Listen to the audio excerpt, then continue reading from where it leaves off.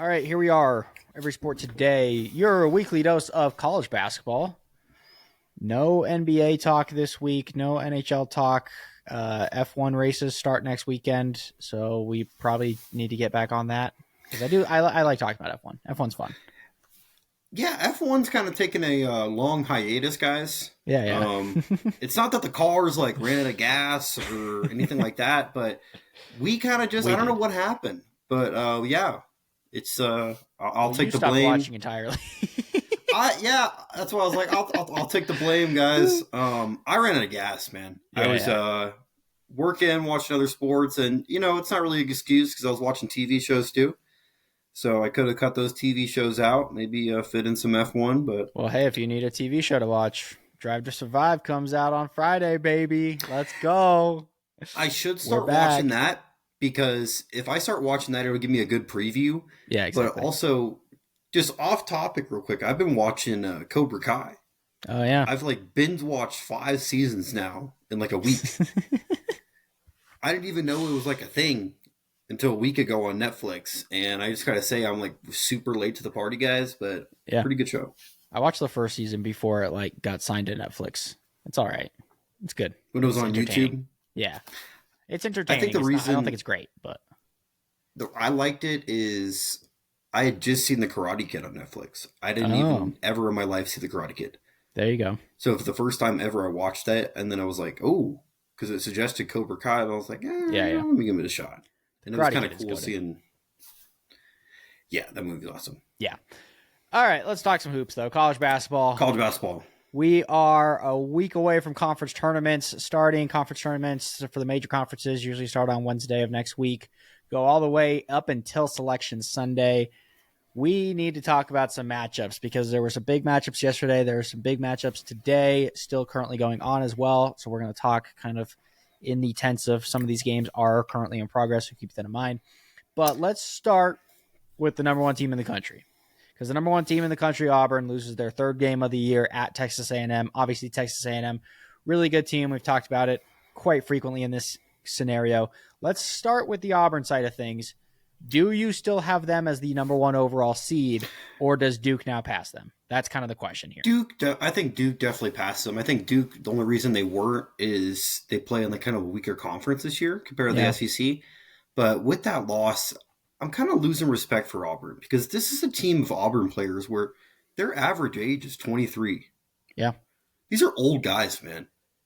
Um, if this was a team full of 18, 19-year-olds, maybe I'd cut them a little slack for this, but they're a better team than Texas A&M. They should be able to beat Texas A&M. I know Texas A&M is like coming back off a stretch where they lost to Florida there, and they were like kind of down where they're like, I don't know if we're going to be able to make the tournament and make a run. I saw some Texas A&M fans on social media just kind of down in the dumps because it kind of felt like they've never really done anything in college basketball. Yeah. And every time they kind of start to show a little bit of shine, it just goes away. And this was a huge win for them. Coming back home, taking on number one team in the country like Auburn, going to be the number one overall seed, and being able to take care of business like that, I think it's a huge win for Texas A&M, and I think a huge morale loss for Auburn. Yeah, I agree. I think Yeah, I'm not going to read too much into it from the Auburn side of things of like where their momentum's going to be, but for Texas A&M, it's a huge win, right? yeah, It really does kind of set them up to be like, all right, we just beat the number one team in the country. Let's take this momentum. Let's ride it into the sunset. Let's try and go get this SEC tournament. Obviously, they had a horrible stretch. They lost 4 straight games. Mississippi State, yeah. Tennessee, Vanderbilt, Florida. Those are all good teams. Obviously, it's the SEC. But to be able to then bounce back with the Auburn game and say, all right, let's use this forward. Let's take this to where we want to go. I think that's a huge win for them. On the Auburn side of things, Auburn is weird right now because it feels like they're just relying on like everyone to play good. As with early in the season, it was just Yep. Broome, and it was just how do we play through Broome? How do we get all of our other guys going in the spots that they need to? But now it just feels like they're trying to get everyone involved, maybe a little bit too much. Kelly dropped 30. I watched a lot of that Auburn Kentucky game on Yeah. Saturday. Auburn on the road absolutely dismantled Kentucky. And Miles Kelly was incredible. The dude was shooting everything that he possibly saw. He was 9 for 14 from 3. and then Chad Baker Mazzara. Like they basically played the entire game through those two guys, and then the Pettiford off the bench had 21 points. Like they were just weird in the sense of like, hey, let's just give it to three guys and just go let them ball. As with before, it's like let's use Broome and then work the other guys in. Now it's, hey, let's just throw everyone at them and see how that works. I don't necessarily love that game plan for them just because Broome is the best player in the country at this point, I think. And so it's hard for me to sit here and be like, yeah, let's not play through the best player in the country. You know what I'm saying? I'm going to say that. I'm going to go Cooper Flag's the best player in the country, in my opinion. It's kind of biased. Yeah. But anyways. It's biased because of the name. yeah, because of the name. Yeah, sure. That's my guy. Anyways, I feel like going closer to the tournament, you feel like you want all of your guys to get more involved, but I agree with what you're saying. I feel like you want to push more your star player to start getting more involved because in the tournament, we have so many times where we can remember where one guy steps up and really kind of takes over. And that's the team that usually wins. It's great to have like a good team play in basketball, but basketball is one of those sports, especially in college basketball. When it gets to tournament time, you do need one of your star players to really start coming out of that shell and shining. And I feel like they need to start having Broome do more of that. Yeah. He's getting the minutes. I mean, he had the most minutes out of every player on the roster. I mean, that's pretty typical, but yeah, you got to get him more involved. He's not 100%. He only had 1 3-point attempt. Yeah. He's not 100%. There's still something wrong with him, and it's kind of been lingering for like a couple months now. So hopefully he can maybe get healthy for the tournament. I don't think so, unless they get knocked out early in the SEC tournament or something, which I wouldn't want for them. So, all right, the other game from yesterday, really exciting. A lot of talk in the Utah culture about this one. BYU beats Iowa State on the road in double overtime. This was an incredible game. I did watch a good amount of this game last night. I'm going to ask you this. That's all anyone's been talking about. Yeah, I'm going to ask you this. Outside of Houston, can any other Big 12 team win the national championship, including these two teams? I'm going to say BYU and Texas Tech. Okay. And people are arguing between one of the two. I've been seeing a lot of people in college basketball media talking about Texas Tech or BYU. Yeah. Which is one of the other teams to take on the challenge if it's not Houston. And I think it's both. I think people kind of undervalue the Big 12 conference a little bit. I think it's right on par with the SEC. Maybe not necessarily the same. Yeah. But I feel like it's just as good of competition in college basketball standards. I do feel like Texas Tech has seen enough this year where I feel like they could make a tournament run. And I think BYU's the same way. Both these teams have been through the trials and tribulations. They've gone to overtime games and beat teams. Texas Tech beat Houston. We've seen BYU now beat Iowa State. I think they could take on teams with big-time programs. I believe in both of them. I think the Big 12 is a conference that we could definitely see win a national championship this year. I think outside of Houston, all four of those kind of ranked teams are just all the same. Tech, Arizona, BYU, Iowa State. I just feel like they're in the same bracket. Like if I were to put contender statuses on everyone, it's like Houston, then maybe there's another tier, and then maybe they're the tier below that. And just all of them are like right then and there. The only team that I would put ahead is Texas Tech. BYU is hitting their stride, but they were so shaky early in the season that it makes me scared that they're going to revert to that for one game and then they're just going to lose, right? So that's what I'd be afraid of for BYU, but they are playing incredible. So I wouldn't be shocked if BYU wins the Big 12 tournament and now everyone's looking at them as like a 3 seed or something like that, right? Like that's not outside the realm of possibility. I could just see like a team like Arizona with Caleb Love. I feel like they could also true. Do really, really well, but they try to just outscore teams where they don't really play any defense. Yep. I mean, we saw that just yesterday with playing Arizona State. Arizona State scored 100 points. Yeah. And like NBA, that's normal terms. In college basketball, it's usually not normal for you to score 100 points. Yeah. Arizona's become one of my favorite teams in the country at this point. They're awesome. They're fun to watch. they're very fun to watch. I mean, it's kind of like watching like a young Warriors, maybe. Yeah. Like back in the day in the NBA. But I don't believe necessarily in Arizona. I mean, I wouldn't be totally shocked because they have Caleb Love, but yeah, with There's Caleb, only three teams in the Big 12 I believe in: Houston, BYU, and Texas Tech. I think that's fair. Texas Tech. One thing I want to say about Texas Tech: people always remember like the Chris Beard days, how good they were and everything. Yep. But with Grant McCallick, I mispronounce the name all the time, by the way. Sorry about that. This is the first time Texas Tech has been in the top 10 for 3 weeks in a row. Is this crazy? Season. Yeah. So I really feel like this may be the best Texas Tech team we've seen in college basketball in the history of Texas Tech college basketball, which is pretty big to say because they made it to the national championship one year. Yeah, they're legit. They are legit. No doubting that. Here's my worry about Texas Tech. If they get too good of a seed, they're going to end up in Wichita and not Denver. So we need them to be like one of the last 3 seeds, you know? I want them to be a 3 seed, but it's like I want the best for Texas Tech. So I want them to like do really well and win the conference tournament, get a really good seed. But it's also like it sucks because I'm not going to Wichita. Exactly. Because at this point, Joe Lunardi has them going to Wichita now. Now that they're a high enough 3 seed, they get the destination location over some of these other teams. So we'll talk about that a little bit later. The only other game from yesterday that I do want to talk about, because it is a huge win and it does give a bubble team a little bit more hope, it's the Texas Longhorns. Texas Longhorns on the road at Mississippi State, win in overtime. Yep. This is a team that's 17-13 at 6-11 in the SEC.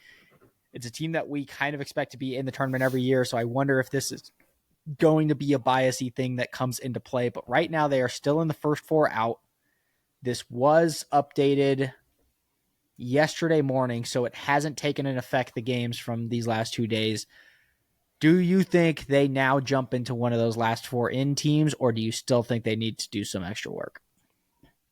I still think they need to do extra work. Like I feel like they need to win at least 1 conference tournament game.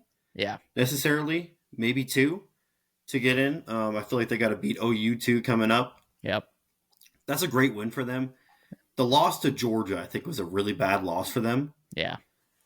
Because, I mean, it wasn't like a close game. Georgia really played a way better game than them, really pulled ahead later in the game. South Carolina lost too, wasn't good. Yeah. I think they're going to be like a 1 seed maybe in the NIT at the end of the day. I think so too. I think we're going to have I don't think they get in. I think we're going to have a really tough bubble to predict here because there's a lot of like pretty high-powered teams in there that you would expect to be in. Ohio State, North Carolina, Texas, OU, Arkansas, and then you have kind of those other teams, Boise State, SMU, Cincinnati types, where it's like, they might have a better record, but are they actually a better team? I don't know. And so the committee is going to have a really, really interesting look at the bubble this year. And we're going to talk a little bit more about the bubble later in the podcast. But my favorite part is that I think CSU could play spoiler for some of these Mountain West teams. And I would love for CSU to like beat San Diego State and Boise State and just knock them out of the tournament, even if we didn't make it in. That would just be awesome. We'll talk about CSU later. Anyways. We will talk about CSU later. I am really pulling for them to get in. Yeah. Just living in northern Colorado, I just kind of feel the buzz around here with Colorado State. So there's a buzz, man. Everywhere I'm driving now, that's like Colorado Rams country. So there's a buzz. There's a buzz in the air. All right, let's talk about it. The big game from earlier today: Florida beating Alabama on the road. This is a huge statement win for Florida. It's 1 seed. That's basic. That's what this win does. Is it puts them in the conversation to be the 1 seed? Would you give it to them? I think it locks them. I don't. Okay. I think unless they have like a total meltdown and lose the rest of their game, like lose the next game, and then lose first game in the conference tourney, and somehow Houston just wins out and wins the Big 12 tourney, I think Houston gets the 1 seed. But I don't see that happening with Florida. Florida's really hot right now. I think they lock the 1 seed, man. Here's the thing, okay? I think Auburn's a lock unless they like lose first round SEC tournament. They've just been too good all year. I think Duke's a lock, kind of the same thing, unless they just lose like right off the bat. I think Houston's a lock. I think Houston's a 1 seed. And so then that last one becomes a conversation between basically which SEC team goes further in the SEC tournament: Tennessee, Florida, I think you could still consider Alabama. Obviously, they just lost, but like you can still consider them as well, Yeah. just because they're Alabama and they've been that good this year. But I think that last 1 seed is basically going to come down to those 3 teams, and just say, hey, which of these SEC teams goes to the furthest in the SEC tournament, or possibly wins it all? They get the 1 seed, and I think that's just gonna kind of be how the committee determines it. Because at this point, I mean, some of the other 2 seeds are like Michigan State, Iowa State. Like Iowa State just lost, so they dropped down. Texas Tech actually might jump into a 2 seed now. Like they might be in that conversation. So Yeah, that's what I'm saying with Texas Tech is like I actually do believe in them this year because I think they could get a 2 seed and actually have probably one of the best teams we've seen at Texas Tech basketball. yeah, they could 100%. We'll have to see. I think that SEC tournament's going to decide that last 1 seed. So Well, that's what I'm with looking forward to. Alabama has to beat Auburn to get a 1 seed to have any chance. Oh yeah. That's Finish the We're season, going to talk you're about that going matchup in a second. Yeah, to Auburn, you got to. Yeah. exactly. All right. The only other I mean, matchup. with this too, Go I ahead. think it really is impressive for Florida. Just we've seen so many times this year where they've gone on the road and won big games. This isn't the first time they've done that against highly top 10 ranked teams. So, I mean, they Yeah. went into Auburn, number 1 team in the country at the time, and beat them. So, True. Yeah. Tennessee, same thing. Tennessee was number 1 in the country. They went in there and beat them. Yeah. Exactly. Who's Tennessee play last game of the year? So, I don't South know how Carolina. they could not. If Florida doesn't get a 1 seed, it's going to be super disrespectful to me. Yeah, but Just like based off the season they've had. I think that's fair. But like Tennessee has kind of had the same. I Right. guess they. Yeah. Right. The Tennessee, if you're making that argument, Tennessee's kind of had the same thing, but I think Florida's slightly more impressive. Like if Tennessee and Florida both lost in the SEC semifinals to Auburn, and then like I don't know who's like a random SEC team, Ole Miss, Yeah, Ole Miss. like or not Missouri. Alabama, like not Alabama, because Alabama would probably jump them if they made the conference championship. But like if both of those teams won the last game of the year and then lost in the semifinals of the SEC tournament, who do you put in? Because I think those teams are Florida. just so equal that it's really hard to tell. Dude, with Tennessee, I don't think it's as impressive.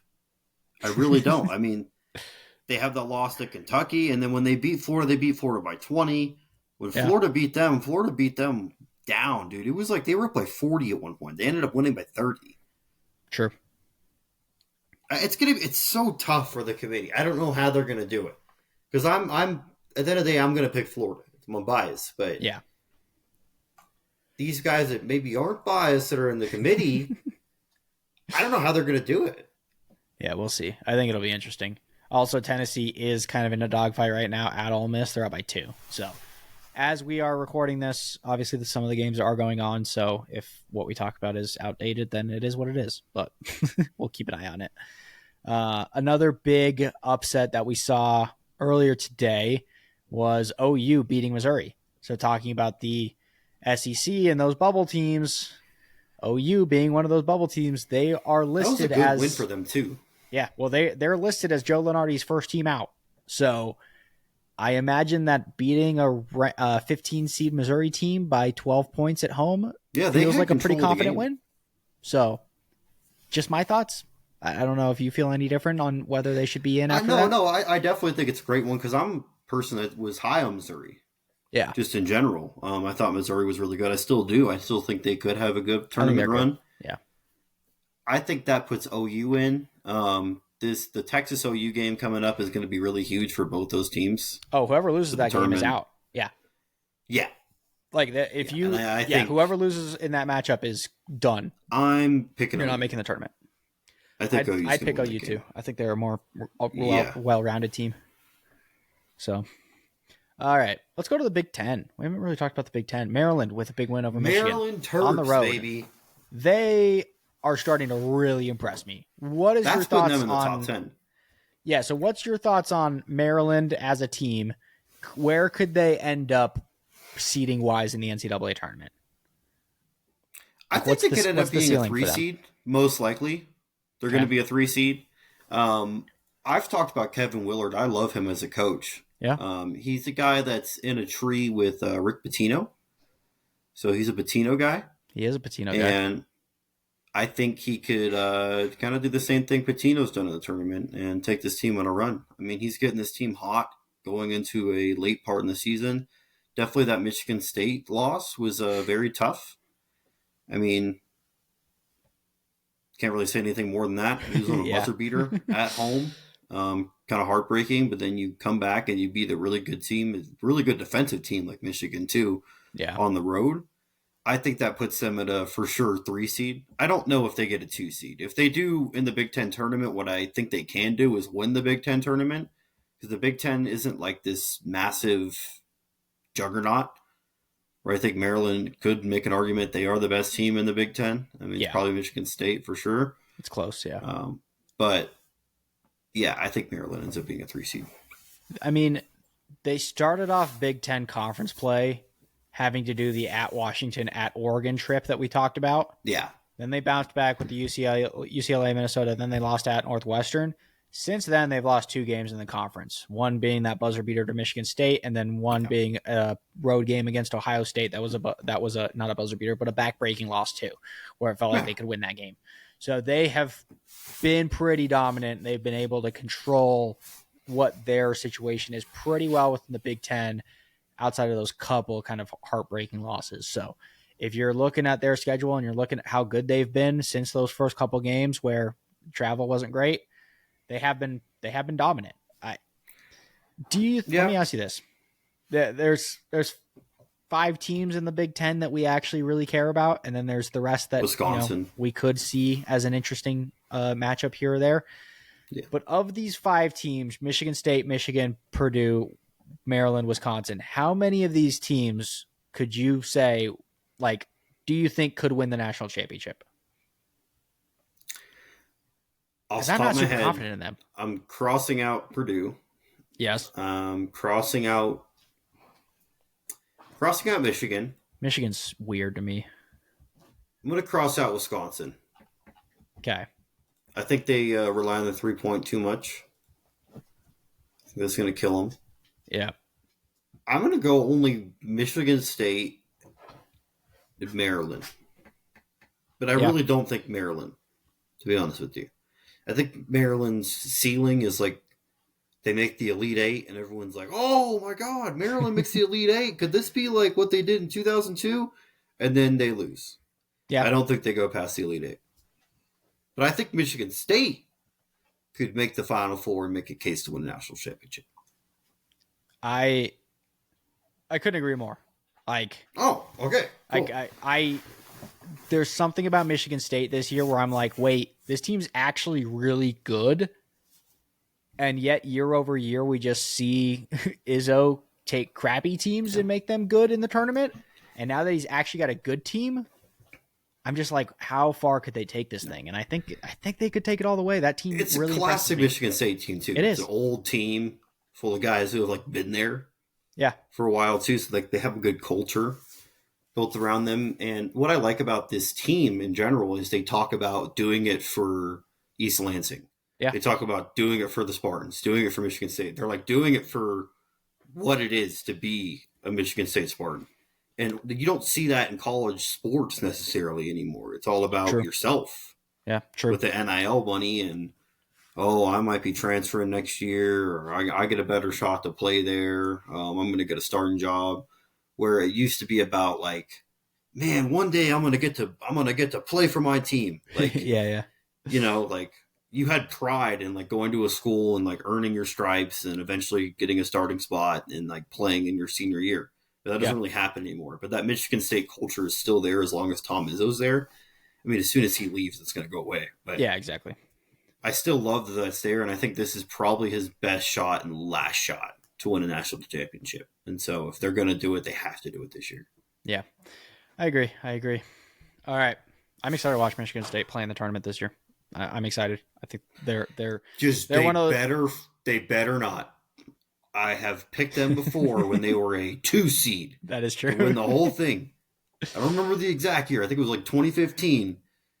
And I can't see my bracket again with like just my final champion team with a red in the first round.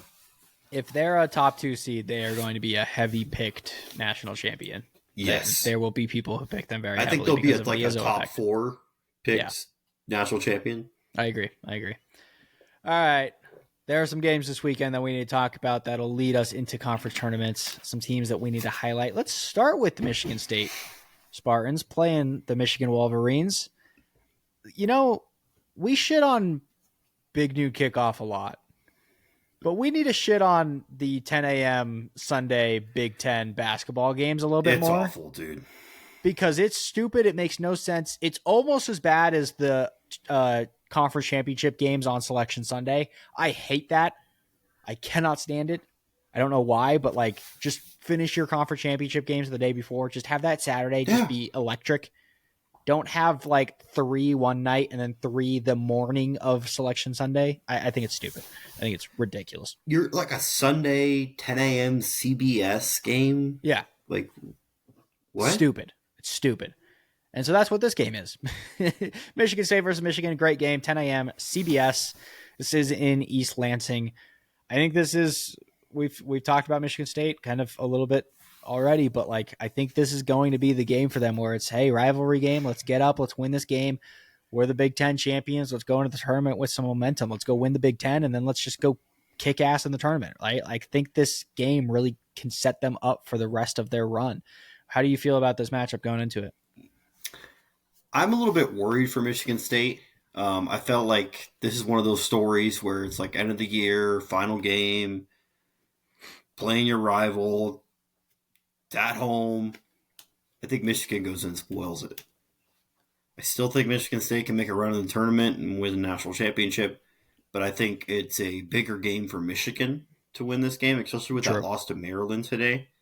I feel like Michigan's going to go into that game with more to prove and try to get a better seed in the tournament because Michigan's going to want to get a 3 seed. Yeah. And if Michigan wins that game and has a good run in the tournament, in the conference tournament, they could get a higher seed in the actual NCAA tournament. So I think Michigan goes in, wins a close game, plays a really tough defensive game, kind of forces Michigan State's hand, and they end up coming out with like a 7-point win. Yeah, true. I could see that happening. I think if you're Michigan State, you'd rather lose this game than like the Big Ten championship game, though, right? That's where I'm thinking like it's good for Michigan State if they lose this game.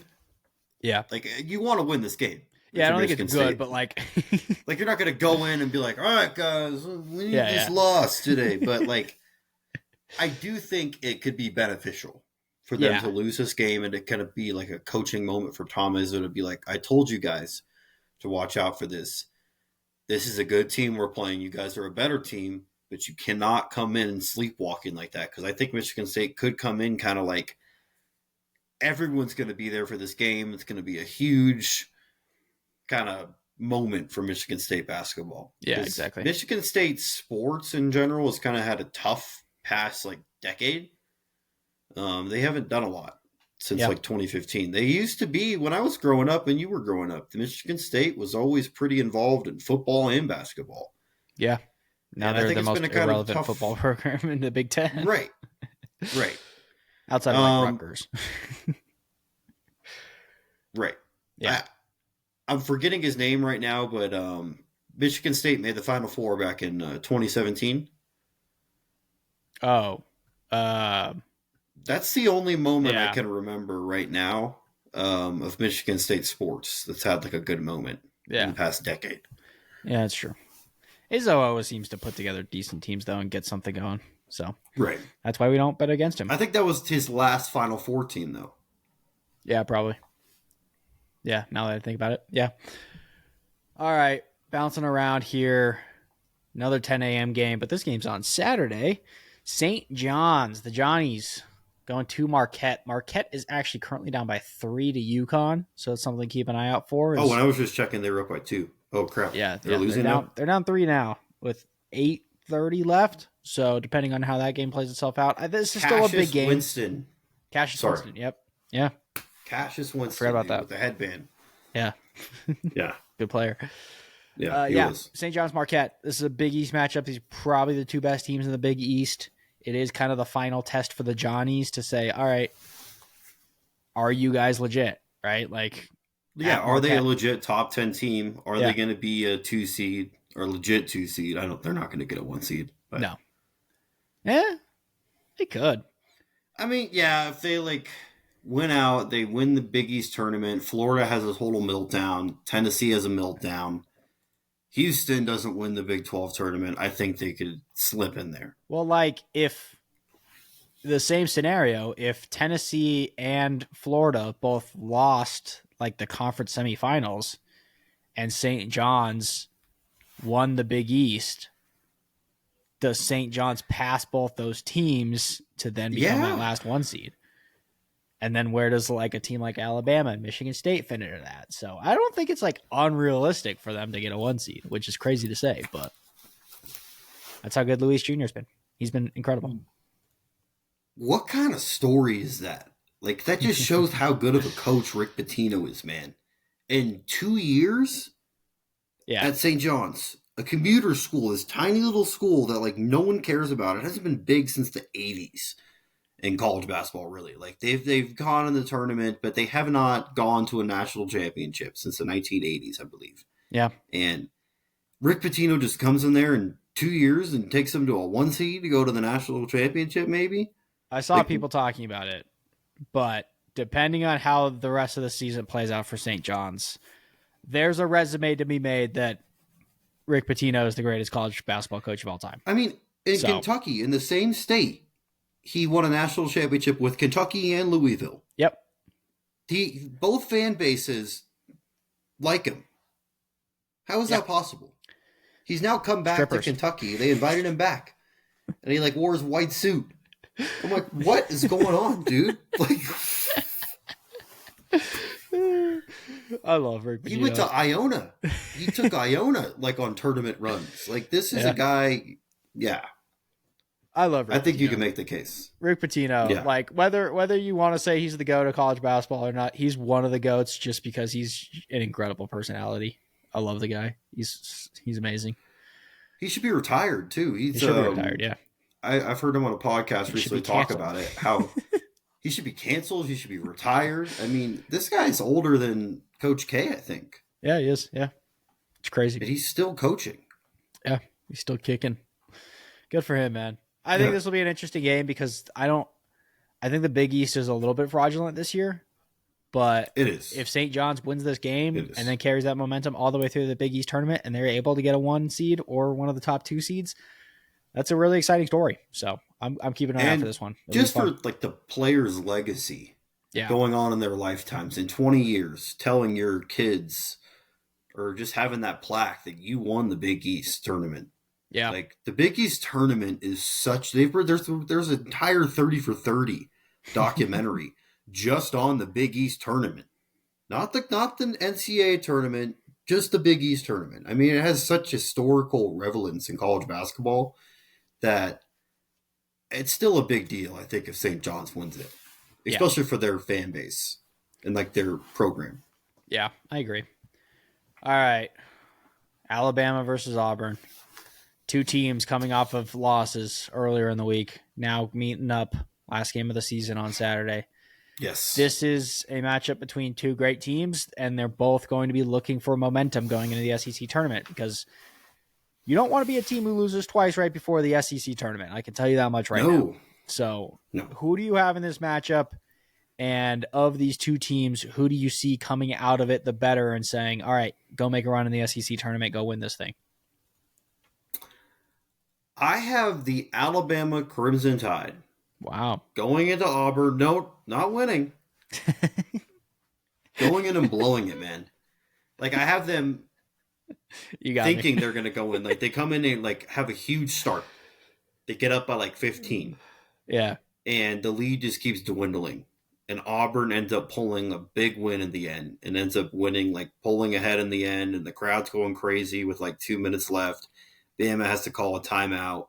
Bruce Pearl, oh, come on! He's like screaming. He's like all red, pumping up the crowd. Yeah. And a game where Mark Sears is like 3 for 4, but 3 for 4 from 3 before the 12-minute timeout. Yep. and they just Like, have they're all the hot, momentum dude. on their side. That's Yeah. what I'm thinking. Like, Bama can score. I think they just come out the gates and just like try to silence the crowd at Auburn, get the students to start leaving the arena. Yep. But that's when Auburn picks up. I think right before the end of the first half, Auburn like picks up steam and like not necessarily like ties it, but kind of like gets the lead cut down to like 5 or something. And going into halftime, people are pumped up, and then maybe Bama comes out after halftime and like starts scoring again. But then Auburn starts picking up steam again, and then ends up winning the game. Yeah, I can see that. I can't wait to watch it. I agree. That's going to be a really great game. It's going to be a really good game. All right, the last game. Duke at North Carolina. The reason I want to talk about this game is because North Carolina is one of the first 4 teams that are out. But they have a chance to beat Duke. And with that win, they could end up getting themselves a chance at the NCAA tournament. I sent you the CSU stat earlier today about how CSU is the number 1 3-point shooting team since February 15th. Number 2 is North Carolina. They are on fire from 3. They're shooting 47%, I think it was, from 3 over these past however many games. They've won 6 in a row because of that shooting. I think this North Carolina's team is just one of those teams where, hey, if you make shots, you're good. If you don't make shots, you're bad. And we see those teams in college basketball a lot. Do you think they pull off this upset against probably the best team in the country? I don't think they do, but I will say I won't be surprised because Hubert Davis does have a good history of winning at Duke against them. So I do think North Carolina could go in, get really hot from 3, end up pulling the upset, and be the only team besides Clemson to beat Duke this year. Yeah. I don't think it happens. I think Cooper Flag is a big game. End of the season, Dukies are going to be going crazy. They win this game, puts them into the ACC tournament. If they win the ACC tournament, they're definitely going to be the number 1 overall seed, I think. So yeah, I don't see them losing this game. I think this is Cooper Flag's shining moment. I think he's just going to be incredible in this game, and he's just going to say, we're not losing. And I'm going to do this every game the rest of the way because I'm the best player in the country. I'm the number 1 overall draft pick. I'm doing everything that I possibly can here. I think this is his statement to the world saying, I'm the best player in the country. Nobody can stop me. Nobody can do anything about it. And I'm going to do it in every game of the ACC tournament, and I'm going to do it every game of the NCAA tournament. So you guys are going to have to stop me. That's you guys are going to have to double team me, triple team me. You guys are going to have to make your entire game plan beat me because I'm going to beat you. I think he's that type of guy, and I think this is where he's really going to step up and show it to us. So I would expect a monster performance from him here, and then just carry that all the way through, win the ACC tournament, go from there. So if they you're have Cooper, to win that game. I agree. If you're Cooper Flag, UNC has to win the game. Well, yeah, UNC, obviously. If they lose, they're out 100%. If they win, they have a chance. It kind of depends on the ACC tournament at that point. But let me ask you this. They've been kicking it around.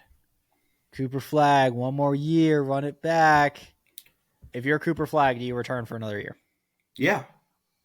He's going to make more probably in NIL money than he will going in the NBA. Yeah. I think if he comes, especially if Duke wins a national championship this year, I think he could come back and make a ton of money.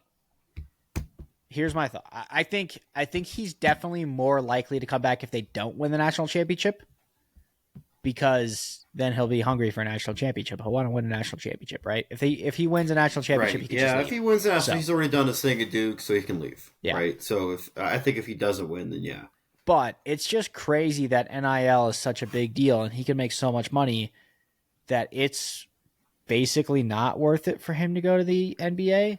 And I know people are talking about it as like well, he doesn't want to go play for the Hornets or the Jazz or the Wizards. And it's like, those teams are going to be bad next year too, buddy. Just so if you want to wait a year, you're still going to end up probably on one of those teams. This isn't the way the NFL draft works. It's the lottery still. So it's like anyone can get that pick. Yeah. I genuinely think, actually, I don't know if he's allowed to do that. Not anyone can get the pick. Well, right? yeah. I don't know if he's allowed to wait till after the lottery to decide if he's coming out or not. I think you have to decide before that. I don't know. Yeah, so he can't even just wait. You can't even wait and see I'll just wait for the lottery. Yeah, but that's what I'm saying. They should switch that, man. I think they Yeah, should switch that. I don't know how that works nowadays. I don't know if that's something they change it or not. I don't remember. But like, if you're Cooper Flag and your main thing of like not coming out this year and being the number one overall pick is you don't want to go to a team like the Wizards, they're going to be bad next year. So it's not worth your time to be like, oh no, I'm just going to stay in college for another year. It's like, yeah, they're probably going to be worse next year. So, Well, I think it helps if you play at a blue blood program too. If you stay another year, I think it actually like it doesn't necessarily help, but it's kind of an excuse. It's like, yeah, I get it, man. You're playing at Duke. Yeah, exactly. I also think it delays another year of you getting a Supermax deal, though, which a guy like Cooper Flag would probably be in line for a Supermax deal after his rookie contract. So, also, I don't like it because Dybansta's coming out next year, and so now you're competing with a guy for being the number one overall pick. It's like, why not just be the number one guy for sure? As with next year, I think if he stays, there will be a legit conversation because Dybansta is that good. So, I don't. Yeah. The other big thing is your risk coming back to college and playing Norfolk State in your third game and getting hurt. Exactly. And you're out for the season, and then it hurts your rest of your NBA career. Yeah, exactly. So that's the risk. But I don't come back. The rewards. Yeah. I understand the NIL part of it where you can just make more being at Duke. But at the same time, just go to the NBA. It's a safer route. It makes more sense. I think, I don't know. Maybe I'm old school that way, but I don't know. I'm going to stay at Duke one more year because it's just like you're going to make more money, man. Because if you're wearing a Wizards uniform in your Cooper Flag, you're not really going to get much sponsorships, man. Like no one really cares about the Wizards in Washington D.C. I'll tell you what, anywhere in that area. If he comes to the Jazz, he will be the most sold jersey in all of sports. No, yeah, I'll say that. Utah loves their whites. I'll tell you that much. That's why I brought up the Wizards, because it's like they don't really have a fan base, but it depends on the team. Because if you go to a team like the Jazz will, no matter who you are, I mean, you could be from anywhere in the world, and the Jazz are going to wrap their arms around you, dude.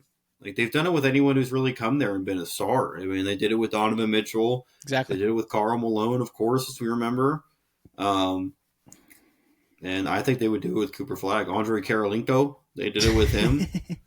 AK-47. AK-47, dude. Carlos Boozer, they did it with him. Darren Williams, they did it with him. Like, this is a culture up there where it was their very first pro sports team. Yeah.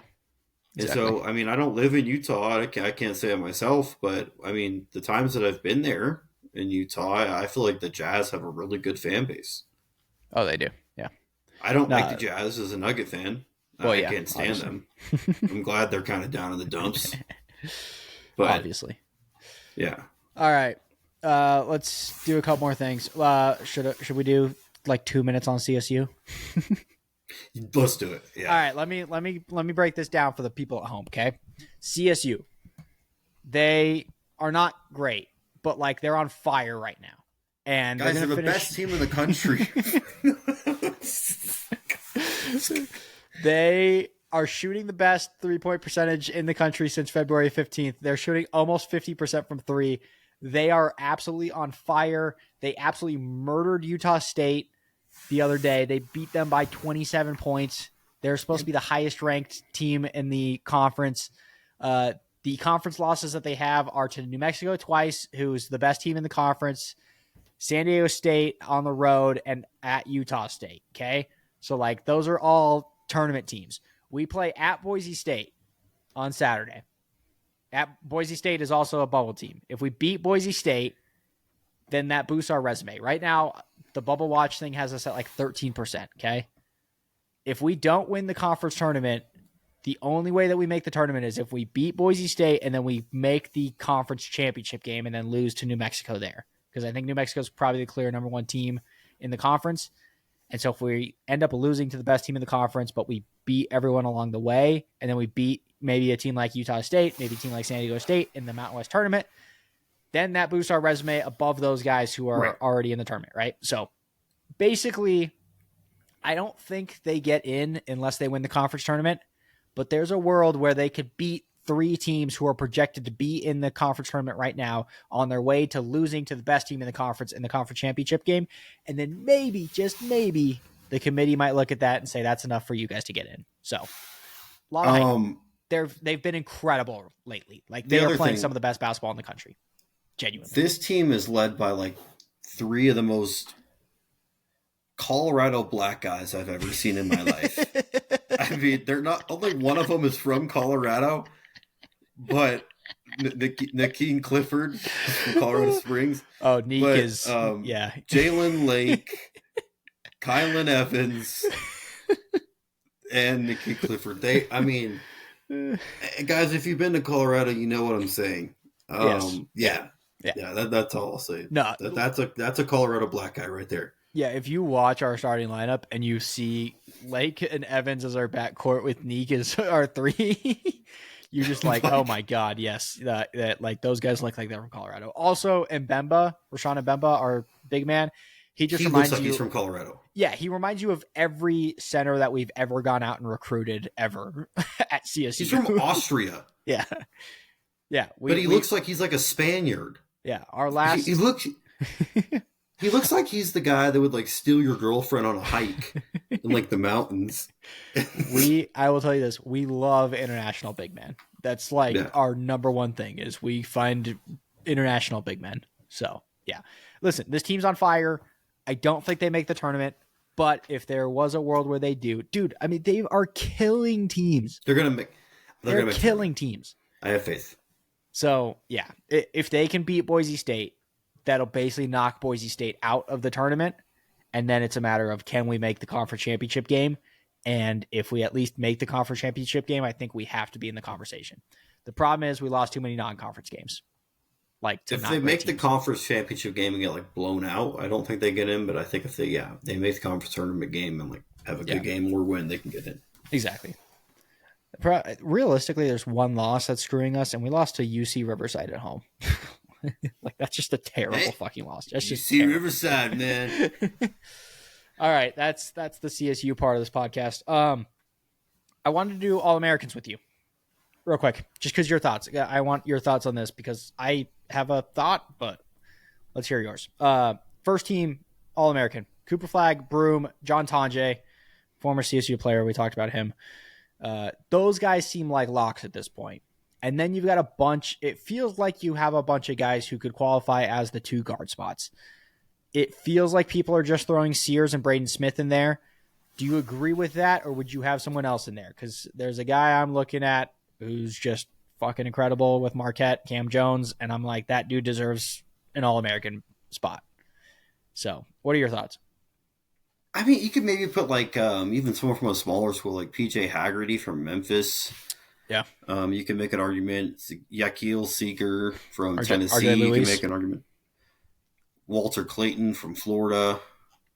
Clayton's been good. The only problem is he's more of a big than he is a guard. And I don't know how strict they are on their All-Americans, like the All-NBA stuff. I feel like you have to put Braden Smith from Purdue. See, Braden Smith's who I'd leave out. I'd give it to Cam Jones. Really? I don't know. Maybe I don't like Braden Smith. Maybe I just don't like Braden Smith. I don't think you like Purdue. Because, well, I definitely don't like Purdue. But maybe I don't like Braden Smith just because he looks like a white guard from Purdue. I know that's what he is. Yeah, but I think that's why you don't like him. But I think he's first team, man. I'd give it to, I don't know. I don't like Hunter Dickinson at Kansas. He's going to probably get second team. No, he'll probably be third team. Clayton will be ahead of him. Yeah, Clayton will be ahead of him. You could also give it to Ziegler. Kansas isn't even good, dude. Ziegler's good. Ziegler's 5'9". He looks taller. I'm just going to say that. Like, he doesn't look the tallest guy on the court, but he definitely doesn't look 5'9". That's shocking to me. Anyways. No, I didn't know that either, dude. Yeah, he doesn't look that. It is what it is. What about Creighton's Cockbender? I like that name. He might be a third team. I do like Cockbrenner. Always been a fan of Cockbrenner. Always love a good cock. And I bet he has to all the time be like, no, it's like the caulking, like for like, when you're like with the wall, the ceiling. I think I've always liked Creighton because was it last year or 2 years ago that CSU killed them? CSU like destroyed Creighton. I think it was last year, like early in the season. We beat them by like 25. It was fucking awesome. It was like the best win CSU's ever had. Would be great. And then Creighton ended up being like a 3 seed. I was like, we are so good. I gained so much respect for Creighton, and when I found out they were in Nebraska, and this was like 5 years ago, I believe it was 2019. Yeah, I was in college, and I had no clue Creighton was in Nebraska. I thought it was one of these like northeastern schools. Yeah, and so I've always been like, they're one of these like small little like Catholic schools up there in the Northeast that'll make the tournament. Like, they're historically pretty good at basketball. When I found out they're from Nebraska, I was like, oh my God, this is awesome, man. That's like Colorado's neighbor. I'm going to start cheering for him. Yeah, I had the most random reason to start liking them, but that's why. Yeah, makes sense. I like Creighton. All right. Let's do some teams who could upset. Let's do some lower seeded teams who could win one round, possibly two. Teams that we're looking at, lower seeds, to make a Cinderella run to the Sweet 16. I'm sure you have a couple. Give me one, and we'll kind of go back and forth here. I'm going to go Grand Canyon University. The old GCU. In Arizona. GCU. They're always a threat, man. Yes. Are they the best team in their conference? They're going to make the tournament. I mean, they have to win their conference. I think they're going to win their conference. What conference is GCU? I don't know, but they're having a good year of basketball. That was my number one pick I had on my. I'm trying to find their conference, but if I had to guess what conference they are in, and I used to sell over by GCU, GCU was in my territory. Oh, really? Yeah, but I could never actually sell to them because they're not technically a small business; they're a government entity. What? Really? Yeah. Oh.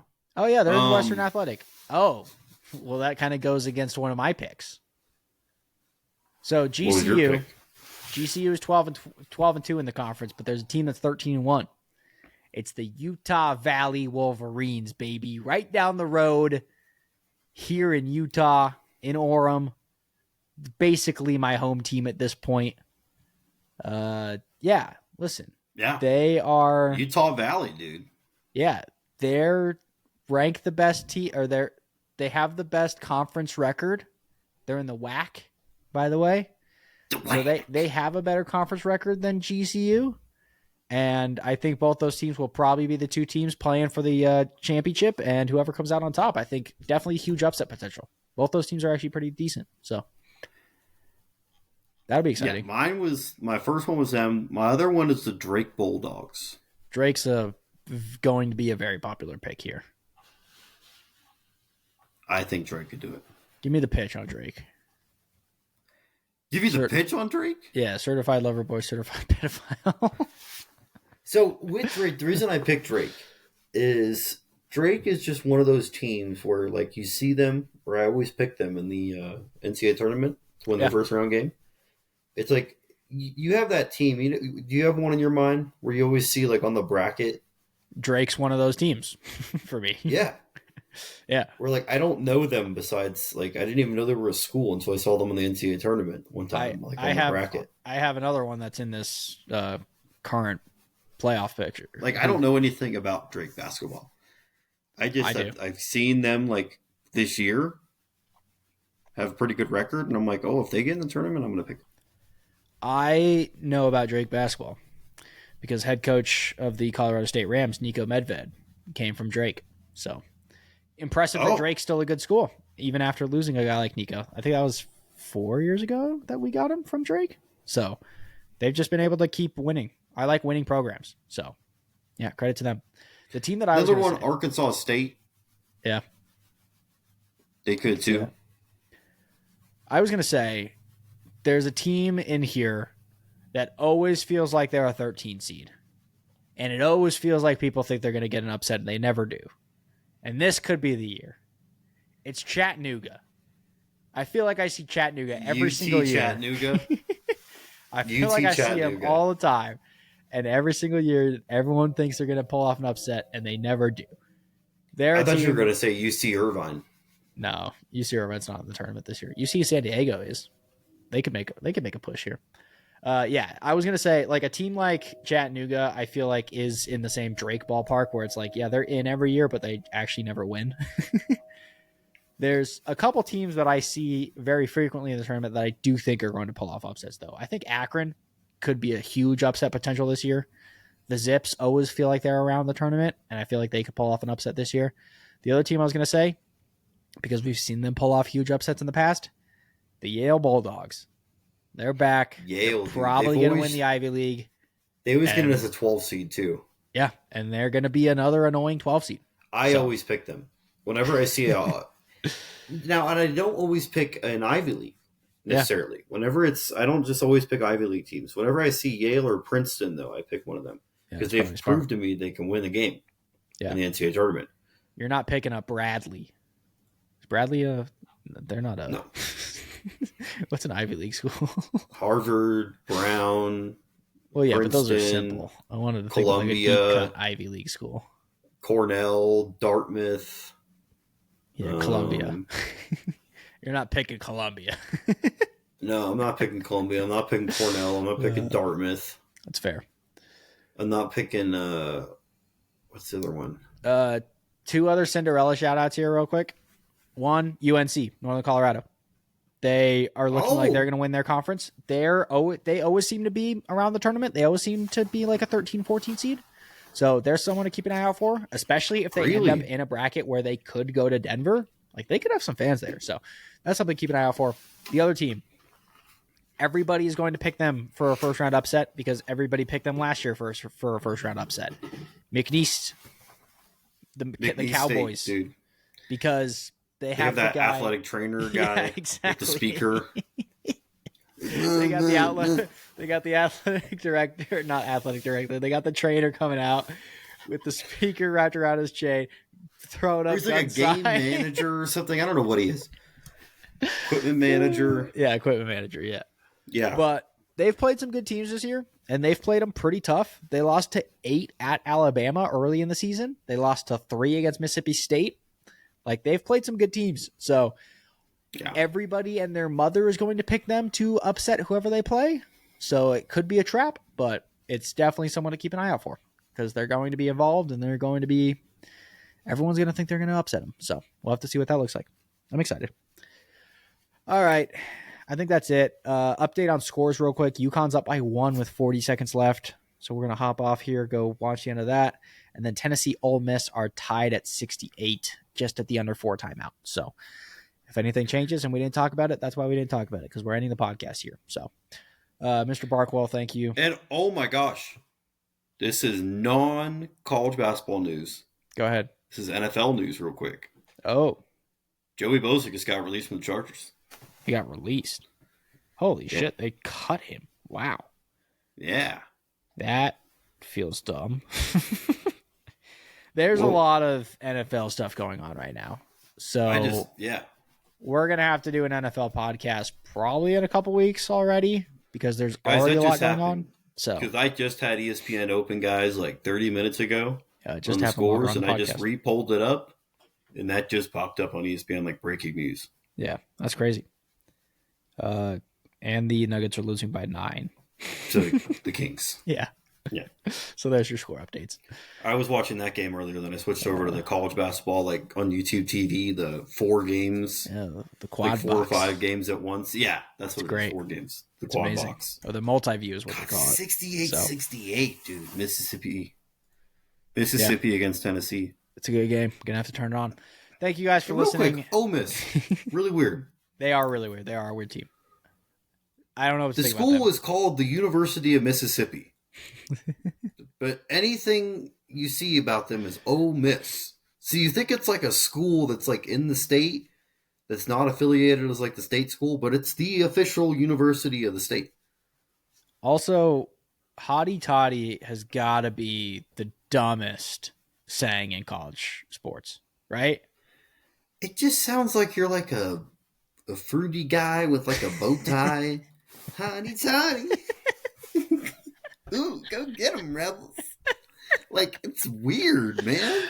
And your mascot is a Confederate soldier with like a hat. That's what a rebel is. That's what their like definition of the rebel. Shout out Ole Miss, man. You're not on Twitter as much as I am. Shout out Mary Kate. There are a few people who are going to know that reference, but apparently there was a broad at Ole Miss who was dating a frat guy and then slept with his dad like multiple times. And they ended up just like staying together after the guy found out. This has been going around Twitter. I've seen it relentlessly. This Mary Kate girl, I think that's her name. That is the most Mississippi thing. It's the most Ole Miss thing of all time. And the girl's a just absolute rocket. She's so fine. It's ridiculous. So credit to the dad, man. What's her name? No, what site? No. Mac. Yeah. What site is this on? I need to know. I need to know for research. All right, that's it. Upsets as we are leaving here. UConn just beat Marquette 72-66 final score, and Ole Miss is now up by 4 points against Tennessee. So, either love or hate Dan Hurley. I just know Dan Hurley right now is like being big so win for obnoxious. UConn. Yeah. Big win for UConn. Get some momentum going to the Big East tournament. I know he's hot right now, just walking around, pumping his fist. Oh yeah, that's the Dan Hurley way. So actually, the face you just did, he's oh yeah, yeah. All right, thank you, Mr. Barkle. As always, we will see you next week.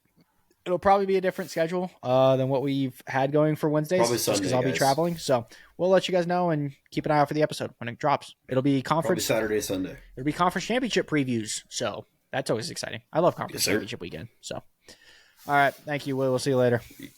Peace.